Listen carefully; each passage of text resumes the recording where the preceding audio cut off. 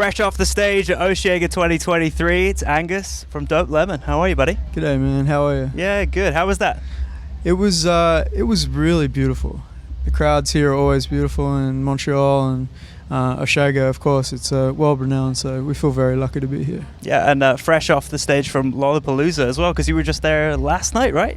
Yeah, we jumped off stage and then we did an after show party at the Park West, and we jumped on a plane. We lost a few people along the way, as you do in war, being on tour. But it was a good time. Nice. Looking forward to the upcoming album, Kimosabé. Thank you.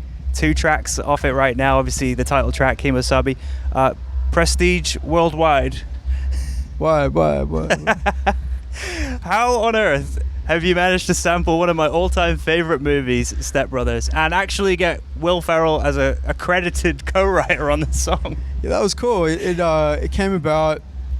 I've always been a big fan of those guys and what they do. Obviously, they're incredible. And that film, we were sitting in the studio and we were cracking along late at night, having some drinks, and this riff came up, and it's real sort of catchy, and it had a certain like flavour to it, which kicked off. I just started singing "No Way Kimosabé." I think I was probably watching Step Brothers the night before or something. And, but yeah, we wrote the song, and then we actually delivered it to the label, and it came to release time, and I didn't clear it because I thought, it's okay, whatever.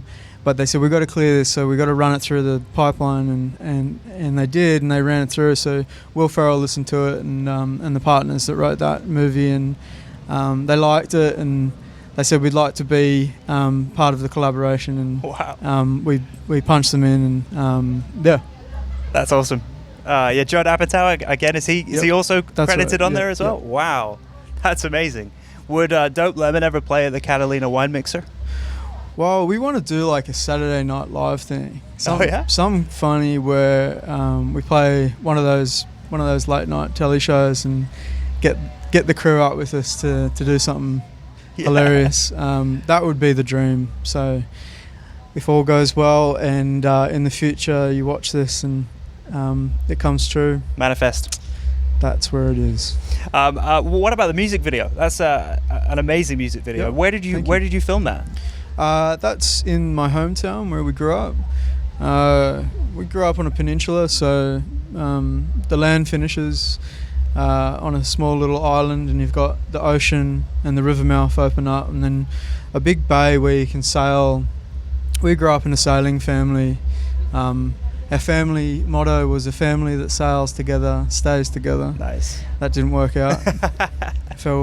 But yeah, it was a beautiful place to grow up, and filming there for this film clip just felt right. So another song off the album out now is Miami Baby. I want to say it's my new barbecue anthem. That's pretty cool. Is that like what the song was made out to be? Like, it's just such a summer jam. I haven't heard barbecue anthem yet. That's cool. I've heard like sun-soaked beach. Bring a cold carton of beers to kick back. And, well, there's a new one for you. That's bloody awesome. I love it. Thank you. Another great music video as well. What was the thought behind that? You're obviously all like dressed up in the jumpsuits and the prison jumpsuits and stuff, and yeah. So it kind of started. The obvious choice was to fly to Miami. Yeah. And I have a friend that lives over there. He invented an elevator that takes spaghettis to rich people's apartments. Wow. And we talked to him, we're like, should we do this? And then it just felt a little bit, it didn't feel very in line with what we do.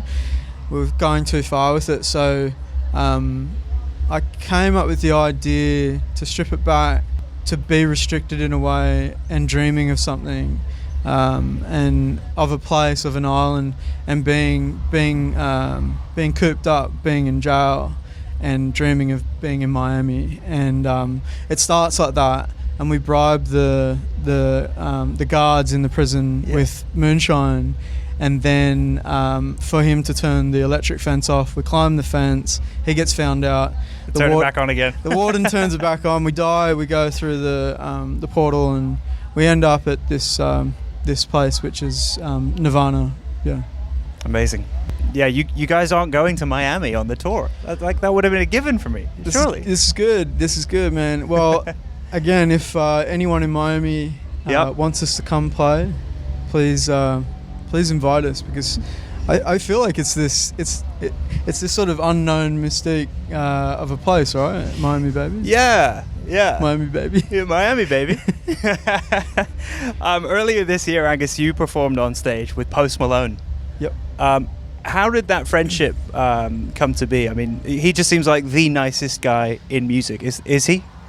He's such a beautiful man, in all authenticity, and also as an artist, he's a forever guy, you know. Mm-hmm. That is in it for the right reasons, and I think when you meet someone like that, you understand pretty quick who they are. But it started. We're actually in Montreal. We finished the tour off last year in Montreal, and the manager called and said, "Posty wants to meet you. Can you fly to Texas and go hang?" I'm like, "Oh, sweet, yeah, of course. That sounds amazing." So we flew into Houston, and I lost my bag on the plane. So I had just what I was wearing, and we rolled in, disheveled, and had some beers, played some beer pong. Couple of shoeies. Well, it was actually a Crocky. Oh yeah? Because he wears Crocs. Yeah, he does, right? Yeah. And I wear these. He had a drink out of this one. Nice. Which I was surprised he didn't fall on the ground. Yeah. And pass out. But don't drink beer through a Croc. No. It's not very... no, it doesn't hold it very well. It doesn't hold it very well. Exactly. And you obviously performed Big Jet Plane together. Yep. That was in Melbourne, right? That was in Melbourne. So I was doing production rehearsals, and I just sent him a text because I saw him jump up. I went the night before to watch the Chili Peppers.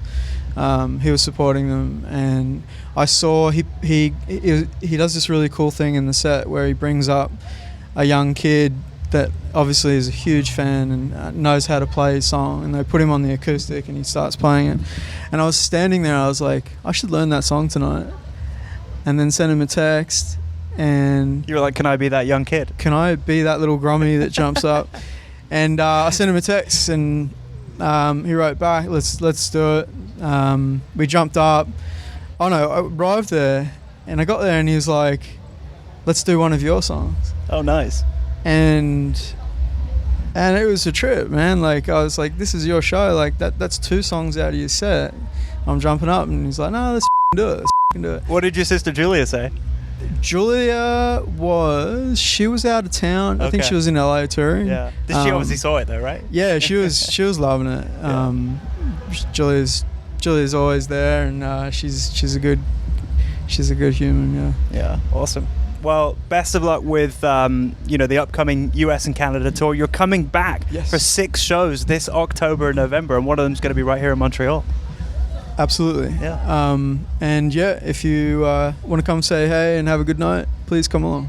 Kimosabé, pre-save it now for its release on September 29th. Same week as my birthday, so you'll never forget. 29th of September, right? September. Yeah.